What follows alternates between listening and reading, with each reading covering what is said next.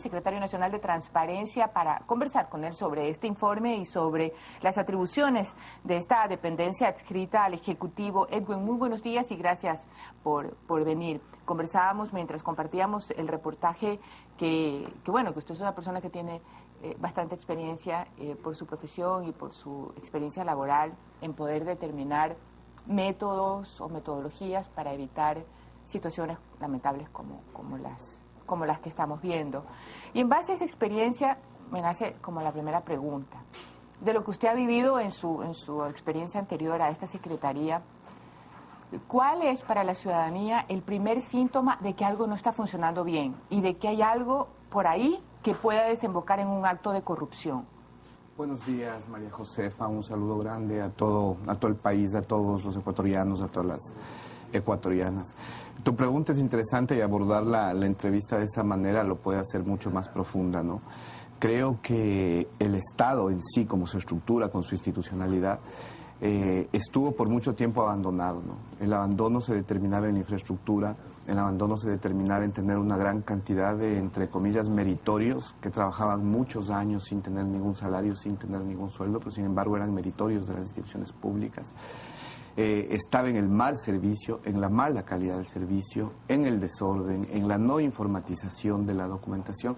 Todo eso te genera un escenario totalmente vulnerable y discrecional para que cualquier funcionario te exija lo que se le ocurre en ese momento en búsqueda de que un ciudadano pierda la paciencia y finalmente tenga que buscar la forma de ese gran concepto, ese gran común del jefe arreglemos o le doy para unas colitas, no caer en ese tipo de comunes que son muy practicados. Ahora eso tiene su riesgo, aún. ¿verdad? Eso tiene su riesgo porque si bien la justicia o el derecho se va quedando corto con la tecnología, que también se usan las malas intenciones traducidas en todas las formas de abuso de poder, no es menos cierto que también una investigación con unas atribuciones nacidas por un decreto ejecutivo sin que se precautele de manera exagerada, como debe ser en estos casos, el debido proceso del investigado, también pudiera desembocar en injusticias.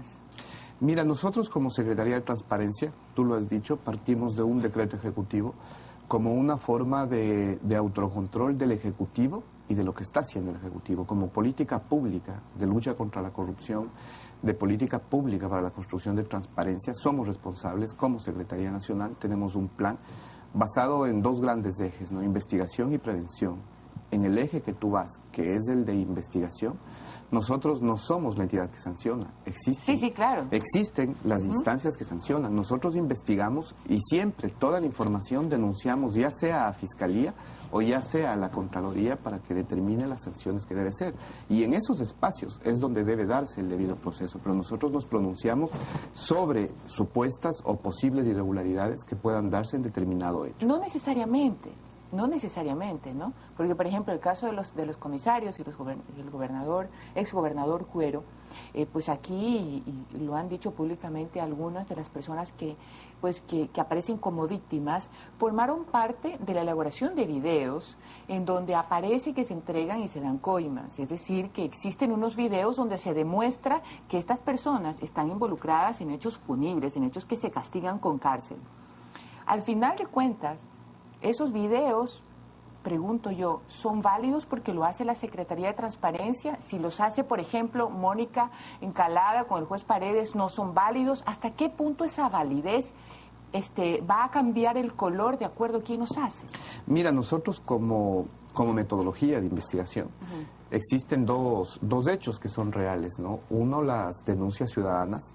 Y dentro de las denuncias ciudadanas están este tipo de información. Los videos que tú estás planteando son hechos por ciudadanos y ciudadanas que eran víctimas en ese momento. Secretaría de Transparencia. No necesariamente, nosotros lo que hemos hecho es recopilar. Bueno, ellos lo han dicho. No, nosotros lo que hemos hecho es recopilar y organizar la información y a la vez que acceder a la información que reposa en las instituciones públicas y que es la que nos permite convalidar y decir que el testimonio es real.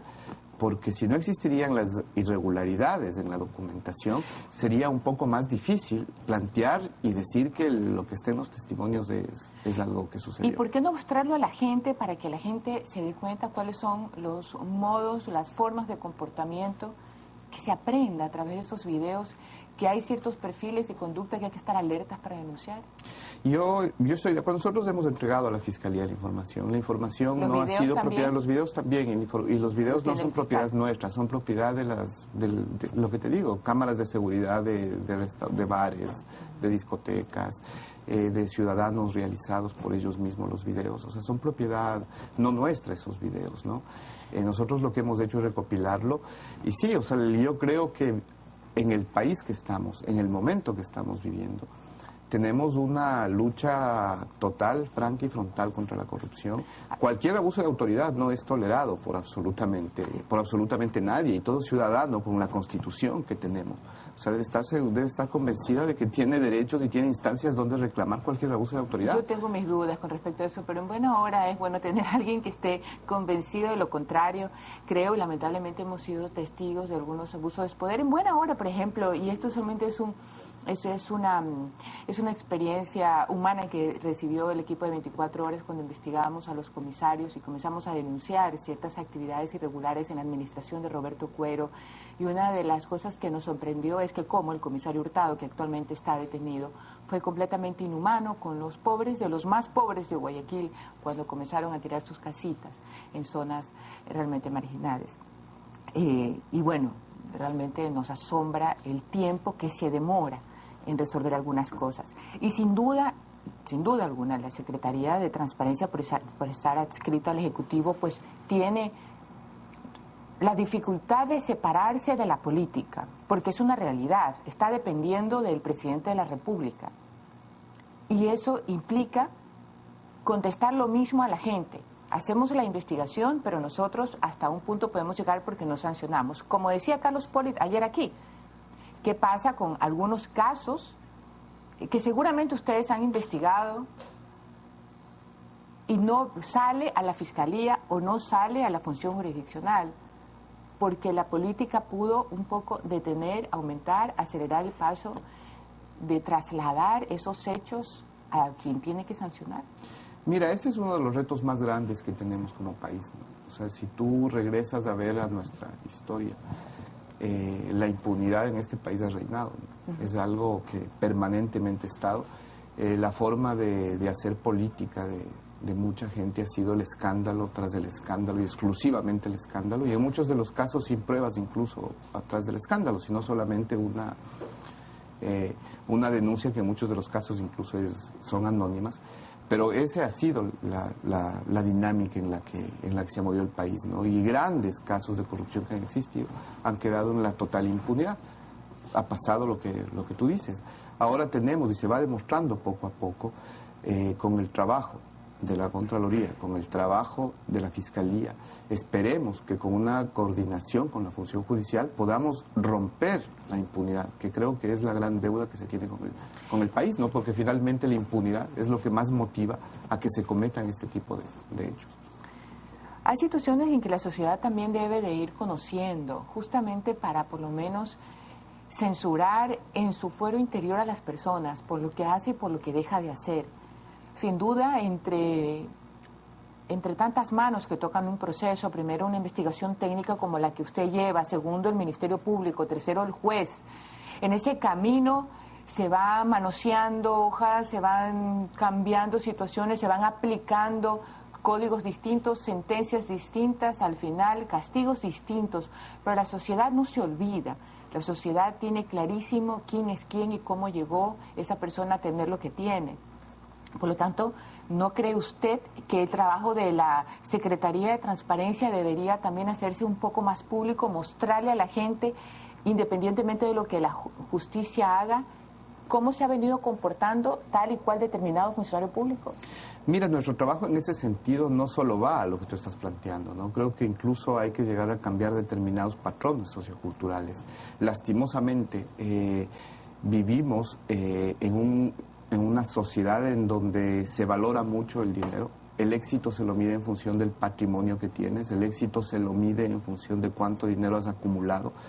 Lastimosamente es así, y ese es el proceso en el que nos han educado, ese es el proceso en el que nos han formado, y esos patrones socioculturales aquí los cambiando.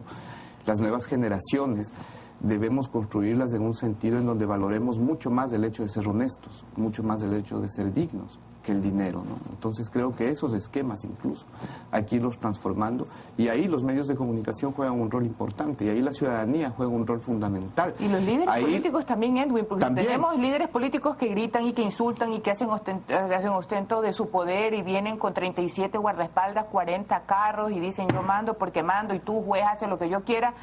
O sea, el discurso de humildad y dejar de ser apegados a lo material realmente se desvanece como la neblina cuando sale el sol. Mira, y también tenemos, María Josefa, con todo respeto, en los medios de comunicación, sí, muchos voceros involucrados en hechos de escándalo del pasado que ahora se vuelven o son los referentes de opinión en determinado tema o en otro tema, cuando han estado involucrados en grandes escándalos de corrupción, de poca ética, de poca honestidad, que sus patrimonios crecieron o se hicieron de la noche a la mañana y se convierten en voceros de opinión y en expertos en determinados temas, y tampoco hay esa retroalimentación y esa reflexión. Entonces es un trabajo compartido, es un trabajo mutuo. Pero alguien tiene que establecer ya el puente y el comenzar a trabajar en conjunto, porque si me va a tocar a mí poner todos mis recursos para investigarle el pasado a quienes son los funcionarios públicos ahora, pues entonces tendría que comenzar trayendo la carpeta de 24 horas de todo lo que hemos hecho en los noticieros en los últimos 5 años. Se trata de hacer un pacto que empiece